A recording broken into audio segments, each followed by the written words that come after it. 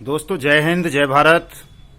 मैं मदन लाल आजाद, संयोजक संस्थापक all India bike boat taxi union, राजधानी दिल्ली से आज दिनांक 13 जुलाई 2020 को पुनः आपके समक्ष प्रस्तुत हूं एक खास बात करने के लिए आप सबसे। दोस्तों, आप लोगों को, हम लोगों को, या जो भी किसी समस्या से पीड़ित होते हैं या तनावग्रस्त हो जाते हैं, उन्हें ऐसा लगता है कि संसार में अब कुछ शेष नहीं है जीवन के लिए।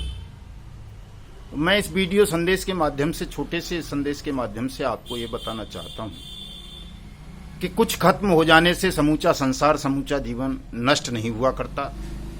संसार में हमेशा कुछ न कुछ ऐसा शेष रह जाता है कि यदि आप उसे करना चाहें दृढ़ इच्छा शक्ति के साथ, साहस के साथ, ईमानदारी के साथ, समर्पण भाव के साथ, तो वो जो कुछ भी आपके जीवन में बुरा गुजरा है, बुरा हुआ है, उससे कहीं ज्यादा बेहतर, कहीं ज्यादा आनंददायक होता है। एक उदाहरण देता हूं मैं आपको, Sunita Yadav, lady constable, Gujarat police का। उस भारत पुत्री ने जो साहस किया, अभी पिछले ही दिनों, इसी हफ्ते में, पिछले वाले में, वहां के गुजरात के जो स्वास्थ्य मंत्री के बेटा और उसके लफंगे दोस्तों को जो उसने ललकार दी, चुनौती दी, और झुकी नहीं। वो रात के 10 बजे के बाद भी अपनी ड्यूटी पर मुस्तैद रही और उसने उन लफंगों को और मंत्री पुत्र को मुंह तोड़ जवाब दिया। और जब उसके अफसरों ने उससे इस बात के लिए माफी मांगने को कहा, लड़की से, सुनीता यादव से, तो उसने माफी नहीं मांगी, बल्कि साहस के साथ अपने अफसरों को अपना इस्तीफा लिख करके, अगर उसे देहाती भाषा में कहें तो मुंह पे दे मारा कि रखो तुम्हारी नौकरी, और मैं चली। और उसने इस पूरे घटनाक्रम को अपने ट्विटर हैंडल पर ट्वीट कर दिया, उस वीडियो के साथ, जो वीडियो उसने अपने सहयोगी पुलिसकर्मी से उस वक्त, उस मंत्री पुत्र का और उसके लफंगे दोस्तों का बनवाया था। दोस्तों, 40,000 से ज्यादा लोगों ने उस वीडियो को, उसकी उस पोस्ट को रीट्वीट किया, देखा, शेयर किया, लाइक किया। और उसका परिणाम आप जानते हैं क्या हुआ? उस छोटी सी क्लिपिंग का, छोटे से ट्वीट का असर आज ये हुआ कि कल गुजरात पुलिस को उस मंत्री पुत्र और उसके दोस्तों के खिलाफ मुकदमा दर्ज करना पड़ा। उनमें से 3 को गिरफ्तार करना पड़ा।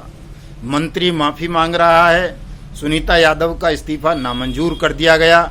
और आज सुनीता यादव पूरे देश में नहीं बल्कि विदेशों तक में सच्ची लेडी सिंघम के नाम से जानी जा रही हैं। ये उस लड़की की बहादुरी का कारनामा था कि यदि मनुष्य अपने जीवन में साहस करे और वो ईमानदार हो अपने फर्ज के प्रति, अपने कर्तव्य के प्रति, अपने अधिकारों के प्रति, तो वो अकेला भी बहुत कुछ कर सकता है। आपको केवल कदम बढ़ाना है सत्य के मार्ग पर साहस के साथ। और जैसे ही आप कदम बढ़ाएंगे सत्य के मार्ग पर साहस के साथ, आपके साथ बहुत सारे लोग जुड़ते जाएंगे। ऐसा नहीं है कि संसार वीरों से खाली हो गया है, सत्याग्रहियों से खाली हो गया है। बहुत सारे लोग हैं जो सत्य के मार्ग को पसंद करते हैं, सत्य के मार्ग पर चलना चाहते हैं, साहसी भी हैं। किंतु दुर्भाग्य यह है कि वो सब आपस में कनेक्ट नहीं है, जुड़े हुए नहीं हैं, इसलिए उनका कोई मजबूत संगठन नहीं है।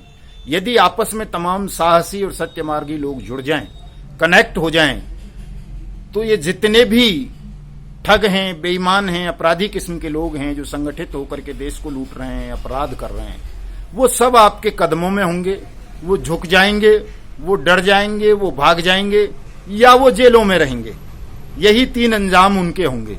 इसलिए साथियों, मैं इस वीडियो संदेश के माध्यम से तमाम ठगी पीड़ित भाई बहनों को, खासकर bike boat, hello taxi, top ride scam वालों को ये बताना चाहता हूं, चूंकि इन 3 स्कैम्स में हमारे 2 लाख से ज्यादा फौजी भाई ठगी योजना का शिकार हुए हैं, कि दोस्तों, हारिए न हिम्मत, बिसारिए न काम।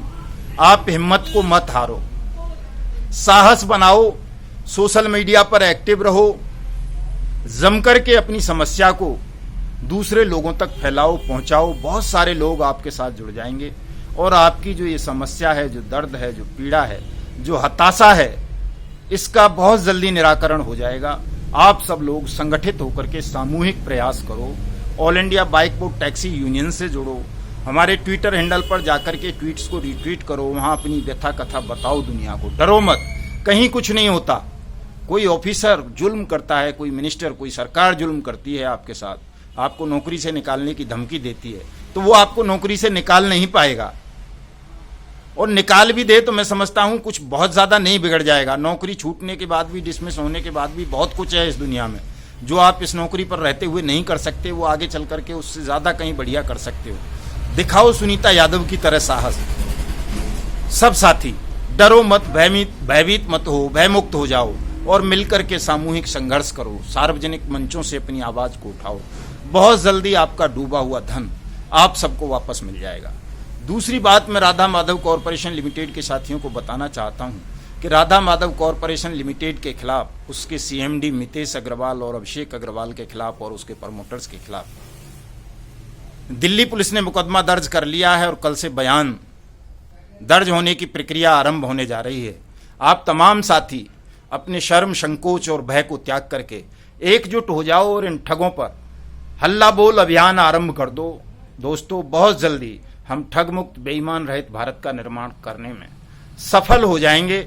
बस ये छोटा सा वीडियो संदेश मैंने आज ये दो बातें कहने के लिए आपको बताया था कि सुनीता यादव की तरह साहस दिखाओ, बहादुरी दिखाओ, निजी जीवन में, सार्वजनिक जीवन में एक जैसे रहो, साहसी बनो, वीर बनो।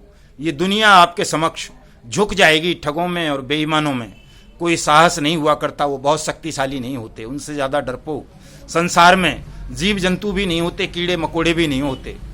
इसलिए इन कीड़े मकोड़ों से, जो बेईमान लोग हैं, जो सिस्टम में बैठ करके लगता है आपको कि इनके पास बहुत ताकत है, इनके पास कोई ताकत नहीं है।